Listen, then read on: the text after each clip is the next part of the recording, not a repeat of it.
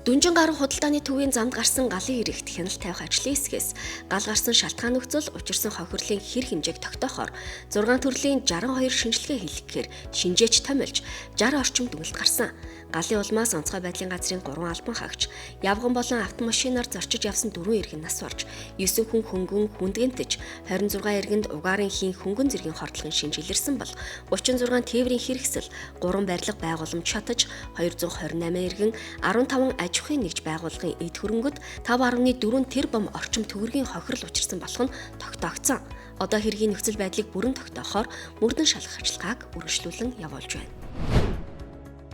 Ажлын хэсгээс боловсролын зээлийн сангаас 1997-оос 2023 оны хооронд гадаад улсын магистр доктор дэлхийн шилдэг ихтэй сургуульд бакалаврын хөтөлбөрт хамрагдсан 2288 суралцагчид олгосон зээл тэтгэлэг, үүнээс 941 суралцагчид олгосон 47.1 тэрбум төгрөгийн зээлийг чөлөөлсөн үндслэлийг хянан үзэж, авилга албан тушаалын гэмт хэрэг үйлдэгцэн эсхийг шалгаж байна.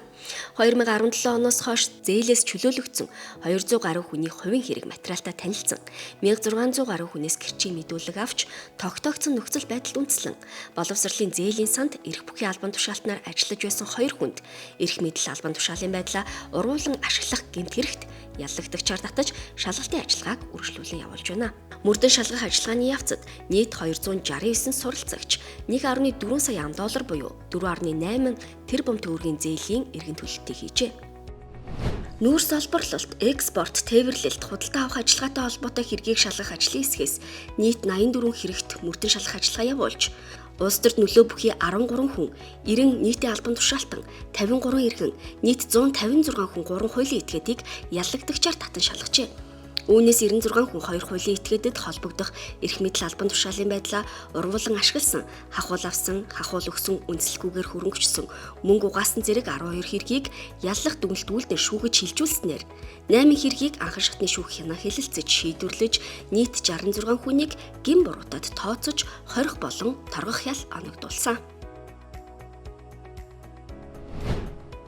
Зохион байгуулалттайгаар бүлэглэн бусдын эд хөрөнгийг авахар хүч хэрглэсэн, занал хийсэн гэмт хэрэгүүдийг шалгаж шийдвэрлэх ажлын хэсгийг өнгөрсөн онд байгуулсан. Тус ажлын хэсгээс мөрдөн шалгах ажиллагаа явуулж байсан хэрэг бүртгэлд мөрдөн байцаалтын хэрэгүүдийг шуурхаа шалгах арга хэмжээ авч, хүний хүчээр алга болгосон, хүний эрүүл мэндэд хохирол учруулсан, олон нийтийн амгалан тайван байдлыг алдагдуулсан, бусдын эд хөрөнгийг авахар занал хийсэн, мөрөөдтэй тоглоом зохион байгуулсан зэрэг 52 хүнд холбогдох 11 хэргийг яллах дүгнэлтүүлдэн шүүхэд шилжүүлсэн байна. Үүнээс 14 хүнд холбогдох 4 хэргийг анхан шатны шүүх хянан хэлэлцэж шийдвэрлэжээ. Нийслэлийн прокурорын газраас нийслэлийн засаг даргын тамгын газар болон худалдан авах ажиллагааны газрын эрх бүхий албан тушаалтнууд 2023 онд нийслэлийн өмчийн хөрөнгөөр 600 ширхэг автобус худалдан авах ажиллагааг зохион байгуулахдаа хууль зөрчиж бусдад давуу байдал бий болгосон гэх хэрэгт нийт 24 хүнд яллах дүгнэлт үйлдэн Чингэлтэй дүүргийн эрүүгийн хэргийн анхан шатны шүүхэд шилжүүлсэн бөгөөд гин буруугийн шүүх хурал энэ сарын 29-нд товлогдсон байна.